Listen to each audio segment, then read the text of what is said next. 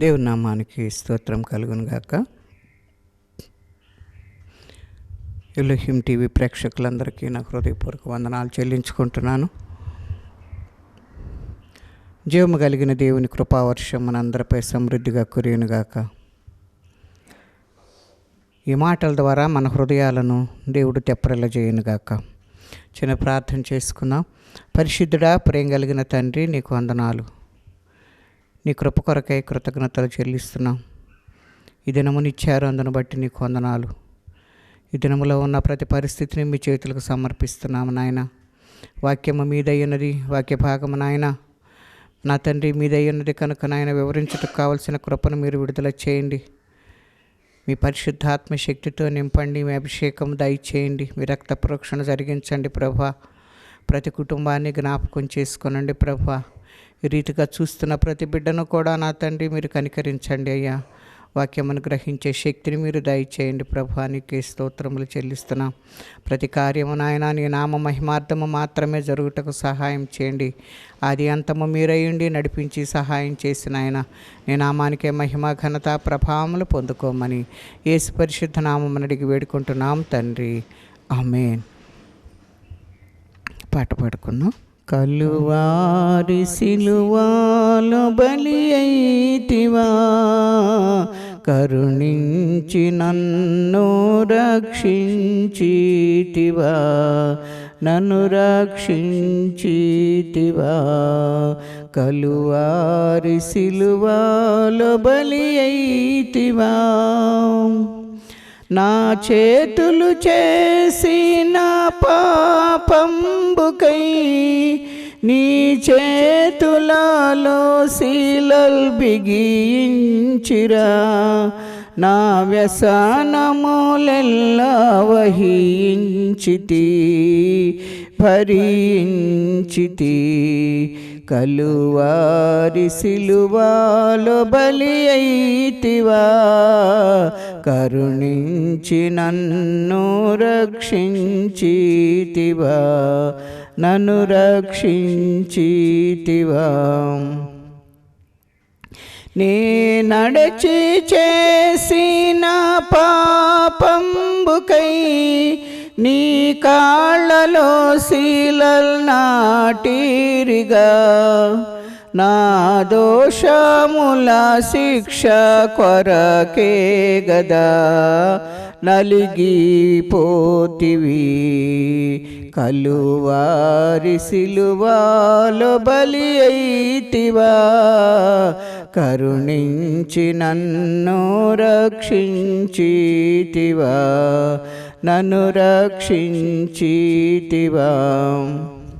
నా హృదయ పాపంబు కొరకే గదా నీ ప్రక్కలో ఈటెన్ గ్రుచ్చిరిగా, నీ రక్తము నెల్ల కాచితివి మన్నించితివి. కలువారి సిలువాలో బలి అయితివా, కరుణించి నన్ను రక్షించితివా, నన్ను రక్షించితివా. నా నీచ తలంపుల కొరకే గదా నీ తలను ముళ్ళ కిరీటంబుగా, తల వంచి తండ్రికి నీ ఆత్మను అర్పించితివి. కలువారి సిలువాలో బలి అయితివా, కరుణించి నన్ను రక్షించితివా, నన్ను రక్షించితివా. నా కొరకు ఇన్ని శ్రమలానోచితి, నీకేమీయంగ నా బాటను పొందుకొనుము నాదు వందనము నా యేసువా. అందుకొనుము నాదు వందనము నా యేసువా. కలువారి సిలువాలో బలి అయితివా, కరుణించి నన్ను రక్షించితివా, నన్ను రక్షించితివా. హల్లెలూయా. దేవుని నామానికి స్తోత్రం కలుగునుగాక. ఇదైన వాక్య భాగాన్ని చదువుకున్నాం. ఆయనను సిలువ వేసినప్పుడు పగలు 9 గంటల ఆయను. ఈ వాక్య భాగము మార్కు సువార్త 15వ అధ్యాయము 25వ వచనంలో వ్రాయబడి ఉంది. ఈరోజు మన అంశము సిలువను గురించి జ్ఞాపకం చేసుకుందాం. ఈ సిలువ అనే దాన్ని హెబ్రీ భాషలో టౌ అని పిలుస్తారు. అలాగనని క్రూసిఫిక్స్ అంటే సిలువ, గ్రీకులో సార్దోస్ అంటారు. ది క్రాస్ అంటే సిలువ. క్రీస్తు పూర్వము నుండి కూడా నేరస్తులు శిక్షించడానికి రకరకాలైన ఆకారాల్లో ఉన్న సిలువలను ఉపయోగించినట్లుగా మనము చరిత్రలో చూస్తూ ఉంటాం. ఒకటి టీ ఆకారంలోను, రెండవది ఇంటూ ఆకారంలో, మరి మూడవది ప్లస్ ఆకారంలో, మైనస్ ఆకారంలో కూడా ఇలాగా సిలువలను ఉపయోగించినట్లుగా మరి చరిత్రలో ఆధారాలు ఉన్నట్లు మనము చూస్తూ ఉన్నాం. చిన్న చిన్న నేరాలకు సాధారణంగా చెక్క బరువులు మోయించేవారు. భయంకరమైన నేరాలకు నిలువు కొయ్యను శిక్షించే స్థలంలో ఉంచి, అడ్డు కొయ్యను వీపుపై ఉంచి ఊరంతా తిప్పి బరువును మోయించి సిలువ వేసేవారుగా మనము తెలుసుకుంటున్నాం. అంతకంటే ఘోరమైన శిక్షలకు అడ్డు నిలువు కర్రలను మరి మోయించి శిక్షించి ఊరు చివరకు తీసుకుని వెళ్ళి సిలువ వేసేవారుగా చూస్తూ ఉన్నాం. పస్కా పండుగలకు కొందరిని సత్ప్రవర్తన క్రింద విడుదల చేస్తారు. ఎలాగనంటే క్రీస్తు శకం 4వ శతాబ్దంలో కాన్స్టాంటైన్ తల్లి హెలీనా యెరూషలేములో 3 సిలువలను కనుగొన్నారు. అందులో ఒక సిలువను తాకినప్పుడు మరి స్వస్థత కలిగింది అని చెప్పేసి సాక్ష్యమిస్తూ ఉంది. అది ఎంతో మహిమ కలిగిన సిలువుగా ఆమె గుర్తించి, అది క్రీస్తుని వేసిన సిలువుగా ఆమె గుర్తించినట్లుగా మనము చూస్తూ ఉన్నాం. ఇదే విషయాన్ని అనేకులకు మరి పారంపర్యంగా చెప్పుకుంటున్నట్లుగా మనము చూస్తూ ఉన్నాం. సిలువ వేసి కర్రలను ఆయా దేవాలయాల్లో ఉంచటం వలన వాటిని పూజనీయంగా ఎంచక అవమానకరంగా ఎంచి కొన్ని చోట్ల ఉంచిన సిలువ కర్రలను తగలబెట్టుచూ వచ్చినట్లుగా మరి చరిత్ర ఆధారాలను మనము చూస్తూ ఉన్నాం. ఆ రీతిగా సిలువ కర్రలను కాపాడి ఉండకపోవచ్చునని స్పష్టమవుతున్నట్లుగా మరి మనము తెలుసుకోవచ్చు. అదే రీతిగా ఆదిమ క్రైస్తవ సంఘం మరాను చేయబడిన సిలువను ముఖ్యమైనవిగా ఎంచక సిలువను సూచించుచున్న ప్రేమను, త్యాగబుద్ధిని సూచించే దృష్టాంతముగా ఎంచినట్లుగా చూస్తూ ఉన్నాం. క్రీస్తు శకం 5వ శతాబ్దంలో సెయింట్ ప్యాట్రిక్స్ అనే గొప్ప భక్తుడు సిలువను మనము ఆరాధించే పవిత్రమైన దైవంగా భావించినట్లుగా మరి చరిత్రలో మనకు తెలియజేస్తూ ఉన్నాయి. అందరూ ఆరాధించాలని కోరుకున్నట్లుగా మరి ఆయన వ్యక్తం చేసినట్లుగా మనము చూస్తూ ఉన్నాం. సిలువను ధరించేవారు వారి వారి విశ్వాసము వ్యక్తం చేస్తారని కొందరు పూజించి విశ్వసించి నమ్మి బాప్తీసం తీసుకొని వారి విశ్వాసమును బట్టి బలపడుతున్నట్లుగా మనము చూసుకున్నాం. మరి బలపరచుకోవాలని చెప్పేసి దేవుడు మనతోటి మాట్లాడుతూ ఉన్నట్లుగా మనము చూస్తూ ఉన్నాం. కనుక మనము జ్ఞాపకం చేసుకోవాల్సింది ఏంటి అని అంటే, మెడల్లో సిలువ వేసుకోవటం కాదు, కానీ దేవుడు చేసిన కార్యాన్ని మనము గట్టిగా జ్ఞాపకం చేసుకోవాలని దేవుడు ఎంతగానో కోరుకుంటున్నట్లుగా మనము చూస్తూ ఉంటాం. కనుక చాలామంది అలాగున మరి మెడల్లో ధరించి దేవుని యొక్క మాటను వ్యక్తం చేస్తున్నట్లుగా మనము చూస్తూ ఉన్నాం.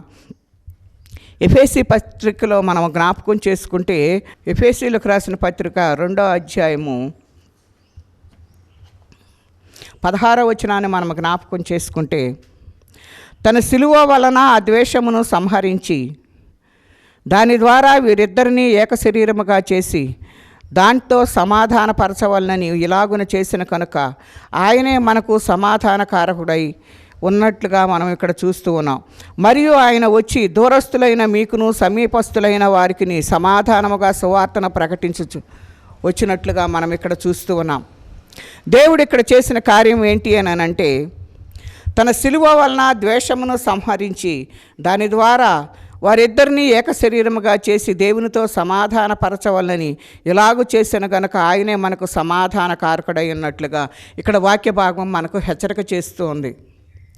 మనము ద్వేషముతో ఉంటున్నామని దేవుడు గ్రహించాడు.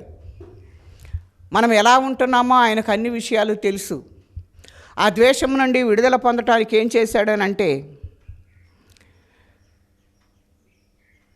సిలువ వలన ఆ ద్వేషాన్ని సంహరించినట్లుగా చూస్తూ ఉన్నాం. ఆ శరీరమును మరి అట్లాగా సంహరించిన తర్వాత ఆ ద్వేషాన్ని వారిద్దరినీ ఏకం చేసినట్లుగా మనం చూస్తూ ఉన్నాం.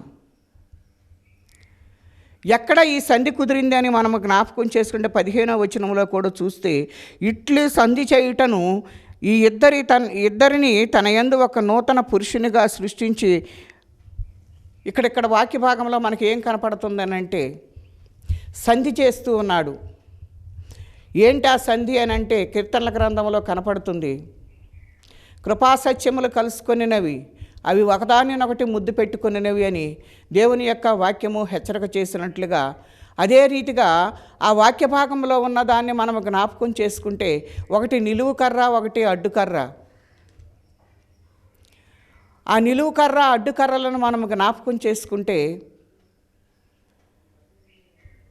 ఎప్పుడు కూడాను పాపి దేవుని దగ్గరకు రావటానికి అవకాశం లేదు. ఎందుకనంటే, మనము పాపులముగా పుట్టాము కనుక దేవుని దగ్గరకు వెళ్ళటానికి మనకు వెళ్ళటానికి అవకాశం లేదు కనుక, సిలువ ద్వారా దేవుడు మనకు సంధి చేసి, ఆయన రక్తం ద్వారా నిన్ను నన్ను కడిగి, ఆయన సిలువ యొద్దకు రావటానికి, ఆయనతో సహవాసం చేయటానికి దేవుడు సంధి చేసినట్లుగా చూస్తూ ఉన్నాం.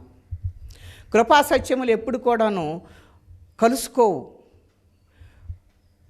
ఒక రైలు బండి వెళ్తున్నప్పుడు ఆ పట్టాలు ఏ రీతిగా మరి కలుసుకోకుండా ఎప్పుడు మరి ఆ రీతిగా సాగిపోతూ ఉంటాయో, అలాగున కృపాసత్యములు ఎప్పుడు కూడాను ఒకదానినొకటి ఎప్పుడు కూడా కలుసుకోవు.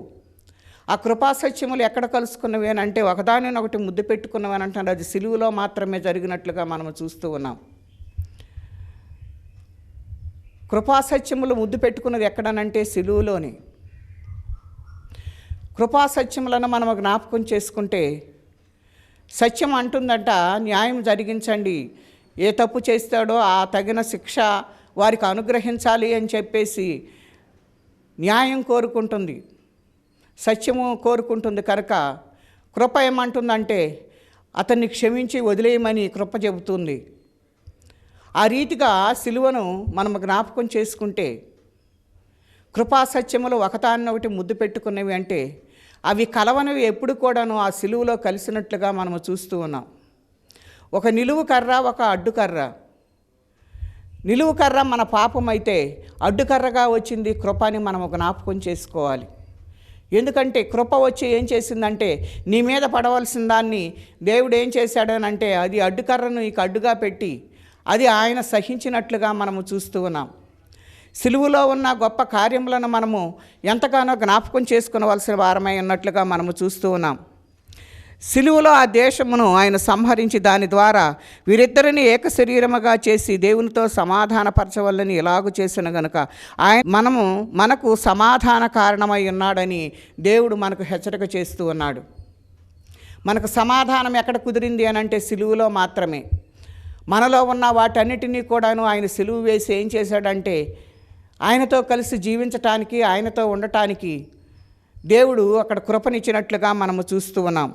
హెబ్రీ 12:12లో కూడా చూసినట్లయితే, కాబట్టి వడలిన చేతులను సడలైన మోకాళ్లను బలపరచుడి, మరియు కుంటికాలు బెనకక బాగుపడు నిమిత్తము మీ పాదములకు మార్గములను సరళము చేసుకొనిడి అని చెప్పేసి ఇక్కడ వాక్యభావం మనకు హెచ్చరిక చేస్తుంది. ఆయన తన ఎదుట ఉంచబడిన ఆనందము కొరకై అవమానమును నిర్లక్ష్యపెట్టి సిలువను సహించి దేవుని సింహాసనం యొక్క కుడిపార్శ్వమున ఆయన ఆసీనుడై ఉన్నట్లుగా కూడా మనము చూస్తూ ఉన్నాం. కాబట్టి ఆయన ఏమంటున్నాడంటే, వడలిన చేతులను సడలిన మోకాళ్లను బలపరచుడి, మరియు కుంటికాలు బెనకక బాగుపడు నిమిత్తము మీ పాదములకు మార్గములను సరళము చేసుకొనిడి అని అంటున్నాడు. కనుక మనము మన మార్గములను దేవుని సన్నిధిలో సరళము చేసుకోవాలని దేవుని యొక్క వాక్యము మనకు హెచ్చరిక చేస్తున్నట్లుగా మనం చూస్తూ ఉన్నాం. మరి మోకాళ్లను బలపరచమంటున్నాడు. వడలిన చేతులను సడలిన మోకాళ్లను బలపరచుడి అని చెప్పేసి ఇక్కడ మాట్లాడుతూ ఉన్నాడు. మనం అందరము కూడాను బలం పొందుకొని ఆయన సన్నిధిలో మోకాళ్ళు వేసి దేవుని సన్నిధిలో ప్రార్థించేవారిగా ఉండాలి. ఆయన నీ కొరకు చేసిన త్యాగాన్ని బట్టి నువ్వు జ్ఞాపకం చేసుకుంటూ దేవునితో సహవాసం చేయాలి అనేదే దేవుని యొక్క ఉద్దేశం.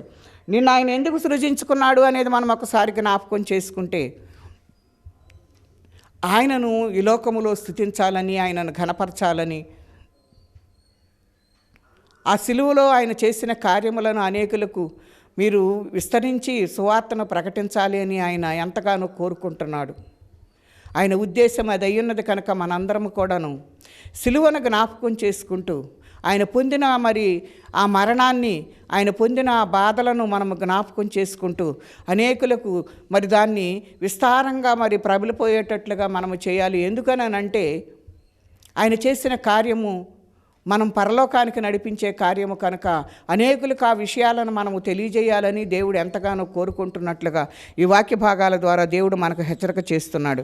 క్రీస్తు శకము 64వ సంవత్సరంలో రోమన్ చక్రవర్తి నీరో పేతురును తలకిందులుగా సిలువ వేయించాడు కనుక అది కూడా పేతురు అంగీకారంతోనే నా ప్రభువులే నేను సిలువ వేయబటకు అర్హత లేదని గ్రహించి తలక్రిందులుగా సిలువ వేయించుకున్నట్లుగా మనం ఇక్కడ చూస్తూ ఉన్నాం. పేతురుని జ్ఞాపకం చేసుకున్నాం. పేతురు తొందరపాటు కలిగిన వ్యక్తిగా మనకు కనబడుతూ ఉన్నాడు. నీళ్ళ మీద నడిచిన వ్యక్తిగా మనకు కనబడుతూ ఉన్నాడు. విశ్వాసములో ఎంతో స్థిరముగా మరి తర్వాత ముందు దేవుణ్ణి విడిచిపెట్టి నాకు ఎవరో తెలియదని చెప్పిన తర్వాత దేవుని యొద్ద పశ్చాత్తాపడి దేవుని యొద్దకు వచ్చినట్లుగా చూస్తూ ఉన్నాం.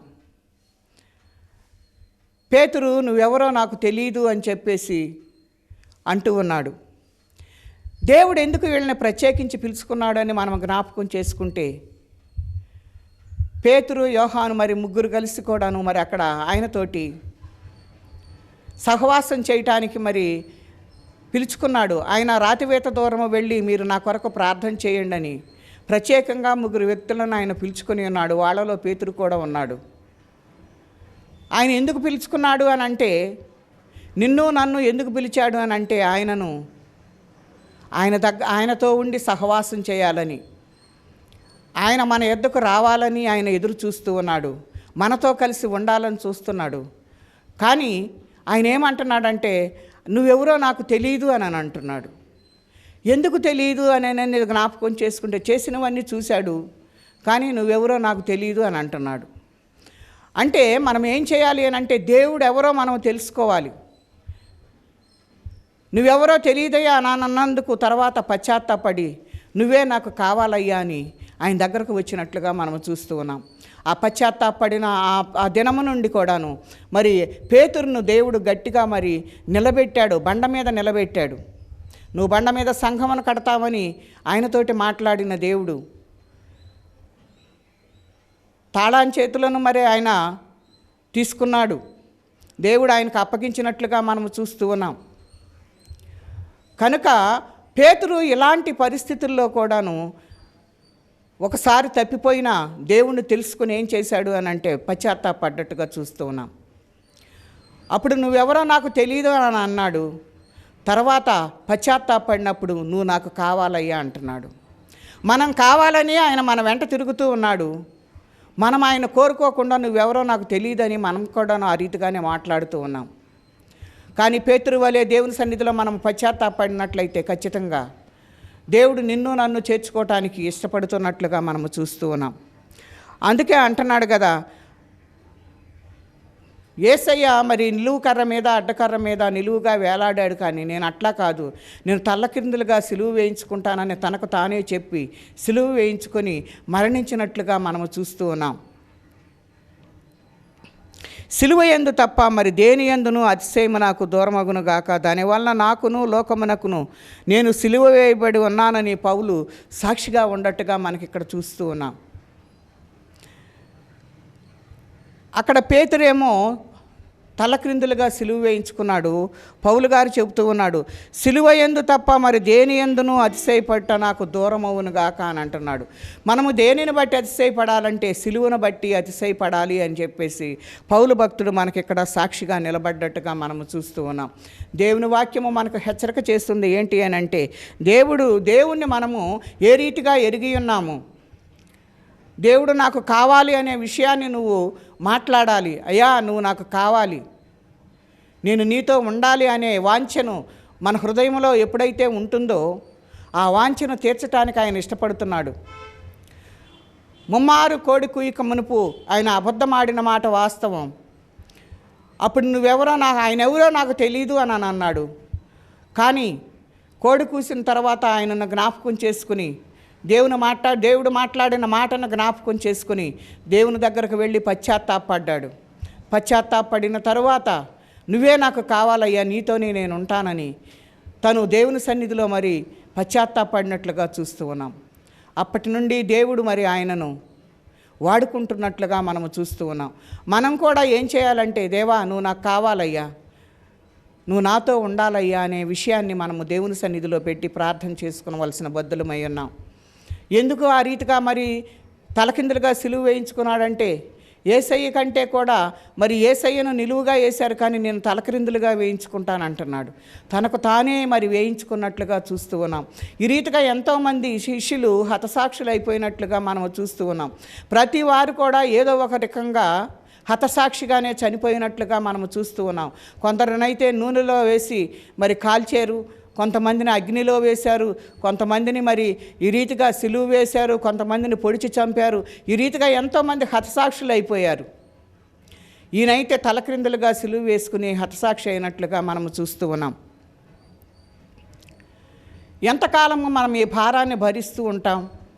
దేవుడు నువ్వు తెలుసు అనే విషయాన్ని మనము దేవుని సన్నిధిలో ఎందుకు ఒప్పుకోలేకపోతున్నాం? నువ్వు నాకు కావాలయ్యా నా మాట మనం ఎందుకు అనలేకపోతున్నాము అనేది మనము జ్ఞాపకం చేసుకుంటే, దానిలో ఒక ఉపమానాన్ని మనం చూసినట్లయితే, మతి చెల్లించిన ఒక పిచ్చివాడు తనకు కనబడిన వాటర్ బాటిల్స్, వస్త్రాలు, ప్లాస్టిక్ వస్తువులన్నీ కూడా చెత్తా చెదారం అంతా కూడాను ఒక సంచిలో వేసుకుని మోయలేక మోస్తూ ఉన్నట్లుగా చూస్తూ ఉన్నాం.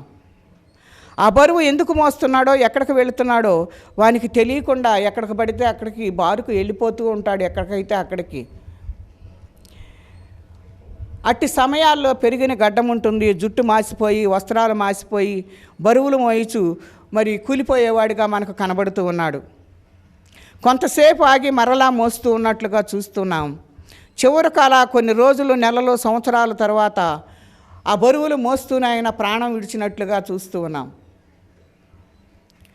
అలాగే పాప భారాన్ని మనము మోస్తూ ఉన్నాము. మనం ఆ భారాన్ని ప్రభుపై ఉంచి మనస్సు మార్చుకొని దేవుని తట్టు తిరగకపోతే ఏదో ఒక రోజు పాప భారం పెరిగి శాపగ్రస్తులై మనము నశించిపోతామని దేవుని యొక్క వాక్యము మనకు హెచ్చరిక చేస్తున్నట్లుగా చూస్తూ ఉన్నాం. నీ పాప భారాన్ని నువ్వు మొయ్యలేవు కనుక ఆయన మీద అని దేవుడు కోరుకుంటున్నాడు. ఆ రీతిగా చేయాలని దేవుడు కోరుకుంటున్నాడు. మన పాప భారాన్ని మనము మొయ్యలేము. అది మొయ్యటానికి వీలైనంత బరువైనదిగా కనబడుతూ ఉంది కనుక ఆ భారం అంతటిని కూడా యేసయ్య సిలువలో మోసినట్లుగా మనము చూస్తూ ఉన్నాం. అందుకనే ప్రయాసపడి భారం మోయిచున్న సమస్తమైన వారలారా నా యొద్దకు రండి, నేను మీకు విశ్రాంతి కలుగజేస్తానని వాగ్దానం ఇస్తున్నాడు. ఆయన వాగ్దానము నమ్మదగినది. ఆ నమ్మదగిన విషయాలను మనము గమనించుకుంటూ మనము పాపంలో నశించిపోవటం ఆయనకి ఇష్టం లేక ఆ పాప భారం అంతటిని ఆయన వీపు మీద వేసుకుంటున్నాడు. ఎప్పుడంటే, నువ్వు పశ్చాత్తాపడి నువ్వు నాకు కావాలి నాయన, నీతో నేను సహవాసం చేస్తాను అని నువ్వు ఎప్పుడైతే పశ్చాత్తాపడతావో, నువ్వు నాకు కావాలని ఎప్పుడైతే నువ్వు అడుగుతావో, ఆ అడిగే సమయంలో దేవుడు ఏం చేస్తాడంటే ఆ పాప భారం అంతా ఆయన మోసి నీ భారమును తేలిక చేయటానికి ఆయన ఇష్టపడుతున్నట్లుగా మనము చూస్తూ ఉన్నాం. కనుక పాప భారమును మనము మోసుకున్న మన పాప బరువును యేసు మోయడానికి సిద్ధంగా ఉన్నాడు. కనుక ఆయన వద్దకు కనుక నువ్వు వెళ్ళావంటే ఆ పాప భారం అంతటిని నువ్వు మోయలేని దాని అంతటిని కూడా ఆయన మోసి ఆ భారాన్ని ఆయన భరించి ఆయన నీకు నాకు మేలు చేసేవాడిగా కనబడుతూ ఉన్నాడు. ఆయన మేలు చేయుటకే ఈ లోకానికి వచ్చాడు. ఆయన అందరికీ ఉపకారే కనుక మనము జ్ఞాపకం చేసుకోవాల్సిన విషయాలన్నింటినీ మనము గనక సరిచేసుకున్నట్లయితే దేవుడు ఖచ్చితంగా నీకు నాకు కూడాను అలాంటి కృపను దయచేయటానికి ఇష్టపడుతూ ఉన్నాడు. కనుక మనం జ్ఞాపకం చేసుకునేది ఏంటి అని అంటే, మన పాప భారాన్ని మనము మోయలేము కనుక ఆయన యొద్దకు వెళ్ళి, ప్రభువా నన్ను క్షమించు, నా పాప భారం అంతటిని ప్రభువా నాయన నీ పాదాల చెంత పెడుతున్నానని చెప్పేసి నువ్వు క్షమించే మనసుగా నువ్వు ఆయన దగ్గరకు వెళ్ళి పశ్చాత్తాపడినట్లయితే ఆయన క్షమించి నీ పాప భారం అంతటిని కూడాను మరి ఆయన మీద వేసుకుంటానని దేవుడు మనకు వాగ్దానం చేశాడు. గనక అట్టి కృపను మనము పొందుకుందాం. అట్టి కృప పరిశుద్ధాత్మ దేవుడు మనకు తోడయుండి నడిపించునుగాక. చిన్న ప్రార్థన చేసుకుందాం.